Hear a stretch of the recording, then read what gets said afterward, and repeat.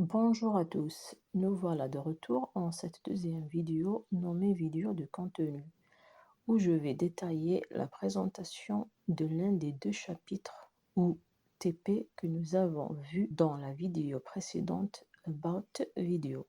Avant de commencer, je vous rappelle mon nom, Haroun, enseignante permanente au sein de l'université de Béjaïa, plus exact au département de technologie.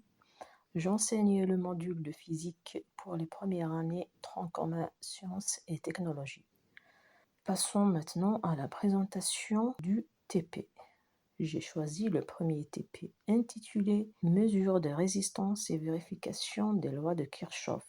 Pour ce, nous avons opté pour le plan suivant. Nous allons commencer par l'introduction, passer au but du TP, ensuite à la partie théorique du TP, où nous allons parler de la loi d'Ohm, des lois de Kirchhoff et de l'association des résistances. Voir ensuite le matériel utilisé et enfin nous allons terminer par la présentation de quelques manipulations ou bien de toutes les manipulations. Cela dépend du temps qui nous restera, sachant que la présentation ou bien le temps de présentation est limité. Dans ce TP, nous allons explorer les bases des circuits électriques à travers la mesure de résistance et la vérification des lois de Kirchhoff et loi d'Ohm. Ces concepts sont essentiels pour comprendre le comportement des courants et des tensions dans un circuit. Nous utiliserons des instruments comme le voltmètre et l'ampèremètre pour effectuer des mesures précises et nous validerons théoriquement et expérimentalement ces lois. But de TP. Premièrement, la vérification de la loi d'Ohm. Deuxièmement, la mesure de la valeur d'une résistance inconnue. Troisièmement, la vérification de la loi d'association des résistances. Et enfin, la vérification des lois de Kirchhoff, que ce soit la loi des miles ou la loi des nœuds. Partie théorique. Premièrement, la loi d'Ohm. La loi d'Ohm est une loi fondamentale en électricité qui établit une relation entre la tension, le courant et la résistance dans un circuit électrique. Elle s'exprime sous la forme U ou bien V est égal à R multiplié fois I, où U présente la tension, R présente la résistance et I le courant électrique. Nous remarquons, selon cette loi, que la tension aux bornes d'un conducteur est proportionnelle au courant qui le traverse. Les lois de Kirchhoff. Premièrement, la loi des nœuds, aussi appelée première loi de Kirchhoff. Elle stipule que la somme des courants entrant dans un nœud d'un circuit électrique est égale à la somme des courants qui en sortent. Mathématiquement, cela s'exprime par la somme des I entrants est égale à la somme des I sortants, où I représente le courant électrique. Sur la figure ci-dessous, nous remarquons ou bien nous présentons un nœud et en appliquant cette loi, nous aurons I1 plus I2 est égal à I3 plus I4. Cette loi est une conséquence directe de la conservation de la charge électrique. En d'autres termes, la charge électrique ne s'accumule pas au niveau d'un nœud. Deuxièmement, la loi des miles. La loi des miles de Kirchhoff stipule que dans une boucle fermée d'un circuit électrique, la somme des tensions est égale à zéro. Cela reflète la conservation de l'énergie car l'énergie fournie par les générateurs est égale à celle consommée par les récepteurs. Sur la figure ci-dessous, on présente un circuit électrique constitué d'une source de tension continue et de trois résistances. Si nous appliquons la loi des miles à ce circuit, nous aurons V1 moins V2 moins V3 moins V4 est égal à 0.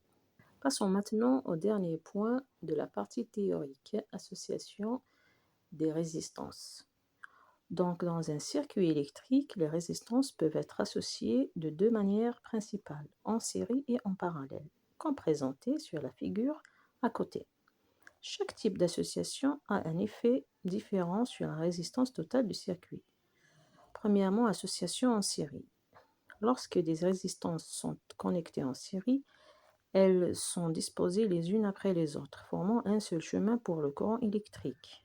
Les caractéristiques de ce type de montage sont: premièrement, le courant est le même à travers chaque résistance. Deuxièmement, la tension totale aux bornes de l'association est la somme des tensions aux bornes de chaque résistance. Et enfin, la résistance équivalente est simplement la somme des résistances individuelles. Deuxièmement, association en parallèle. Dans une association en parallèle, les résistances sont disposées de manière à partager les mêmes bornes, créant plusieurs chemins pour le courant électrique. Voici les caractéristiques de ce type de montage. 1. La tension est la même à travers chaque résistance. 2. Le courant total est la somme des courants de chaque résistance. Et enfin, pour la résistance équivalente, l'inverse de la résistance équivalente est égal à la somme de l'inverse de chaque résistance. Matériel utilisé. Le TP nécessite un ensemble d'équipements pour la réalisation des circuits.